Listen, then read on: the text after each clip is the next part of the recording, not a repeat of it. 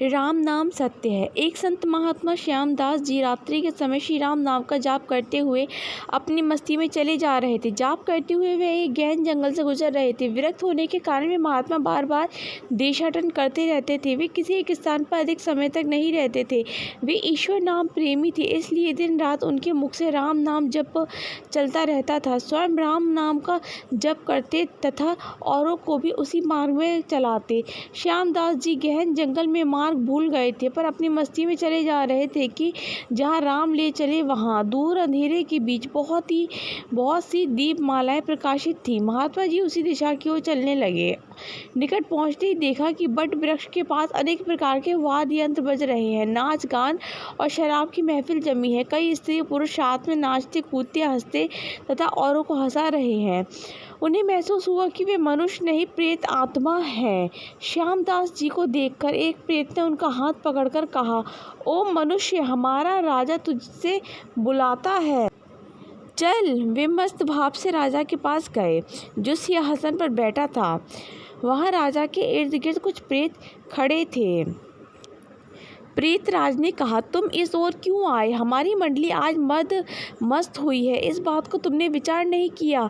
तुम्हें मौत का डर नहीं है? अट्टहास करते हुए महात्मा श्यामदास जी बोले, मौत का डर? और मुझे राजन, जिसे जीने का मोह हो उसे मौत का डर होता है? हम साधु लोग तो मौत को आनंद का विषय मानते हैं। यह तो देह परिवर्तन है जो प्रवर्धक कर्म के बिना किसी से हो नहीं सकता। प्रेतराज बोला, तुम जानते हो हम कौन है? महात्मा जी बोले, मैं अनुमान करता हूँ कि आप प्रेत आत्मा हो। प्रेतराज बोला, तुम जानते हो लोक समाज हमारे नाम से कांपता है। महात्मा जी बोले, प्रेतराज से मुझे मनुष्य में गिनने की गलती मत करना। हम जिंदा दिखते हुए भी जीने की इच्छा से रहित हैं, मृत तुल्य हैं। यदि जिंदा मानो तो भी आप हमें मार नहीं सकते। जीवन मरण कर्मधीन है। मैं एक प्रश्न पूछ सकता हूँ? महात्मा की निर्भयता देख प्रेतों के राजा को आश्चर्य हुआ कि प्रेत का नाम सुनते ही मर जाने वाले मनुष्य में इतनी निर्भयता से बात कर रहा है। सचमुच ऐसे मनुष्य से बात करने में कोई हरकत नहीं। प्रेतराज बोला, पूछो क्या प्रश्न है? महात्मा जी बोले प्रेतराज से, आज यहाँ आनंद उत्सव क्यों मनाया जा रहा है? प्रेतराज बोला, मेरी इकलौती कन्या योग्य पति ने मिलने ना मिलने के कारण अब तक कुंवारी है, लेकिन अब योग्य जमाई मिलने की संभावना है। कल उसकी शादी है, इसलिए यह उत्सव मनाया जा रहा है।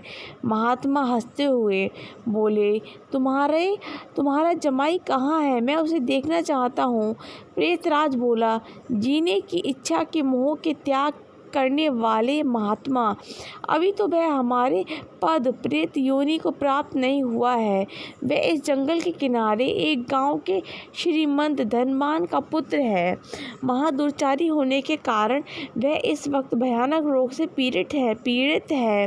कल संध्या से के पहले उसकी मौत होगी, फिर उसकी शादी मेरी कन्या से होगी। इसलिए रात भर गीत नृत्य और मद्यपान करके हम आनंद उत्सव मनाएंगे। श्यामदास जी वहाँ से विदा होकर श्री राम नाम जाप करते हुए जंगल के किनारे के गांव में पहुंचे। उस समय सुबह हो चुकी थी। एक ग्रामीण से महात्मा ने पूछा, इस गांव में कोई श्रीमान का बेटा बीमार है? ग्रामीण, हाँ महाराज, नवलशा सेठ का बेटा सकल चंद 1 वर्ष से रोगग्रस्त है। बहुत उपचार किए पर उसका रोग ठीक नहीं होता। महात्मा बोले, क्या वे जैन धर्म पालते हैं? ग्रामीण, उनके पूर्वज जैन थे, किंतु भाटिया के साथ व्यापार करते हुए अब वे वैष्णव हुए हैं। महात्मा नवलशा सेठ के घर पहुँचे। सकल चंद की हालत गंभीर थी, अंतिम घड़ियाँ थी, फिर भी महात्मा को देखकर माता पिता को आशा की किरण दिखी। उन्होंने महात्मा का स्वागत किया। सेठ पुत्र के पलंग के निकट आकर महात्मा राम नाम की माला जपने लगे। दोपहर होते होते लोगों का आना जाना बढ़ने लगा। महात्मा बोले, क्या शकल चंद अब तो ठीक हो? शकल चंद ने आंखें खोलते ही अपने सामने एक प्रतापी संत को देखा तो रो पड़ा। बोला, बाबा जी, आप मेरा अंत सुधारने के लिए पधारे हो। मैंने बहुत पाप किए हैं। भगवान के दरबार में क्या मुंह दिखाऊंगा।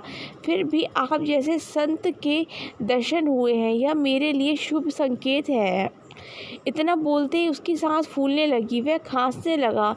बेटा निराश होने ना हो, भगवान राम पतित भगवान है। तेरी यह अंतिम घड़ी है।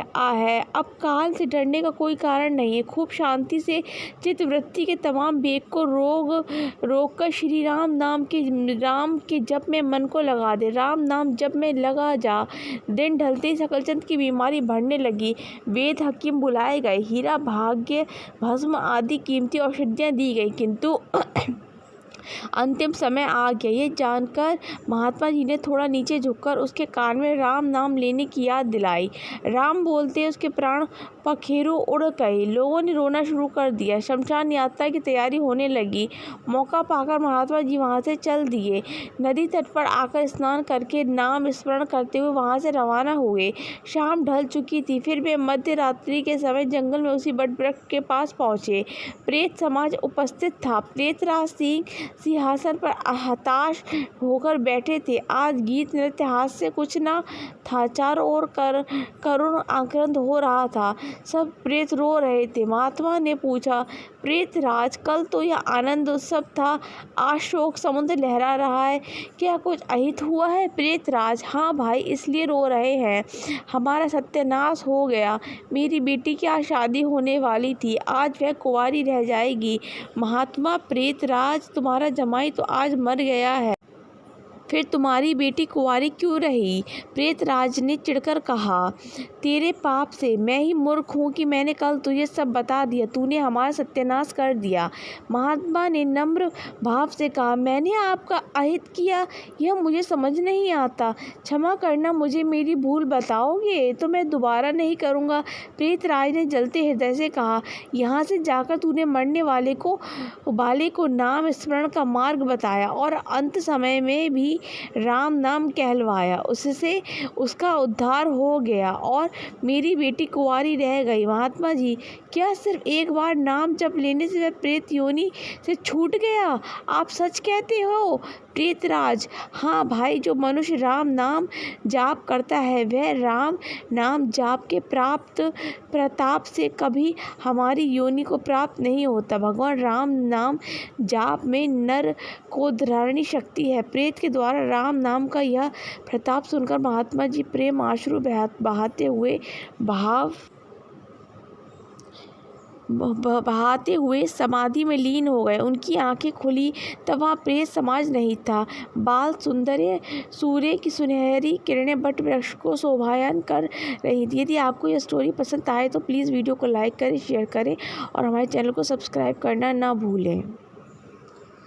धन्यवाद।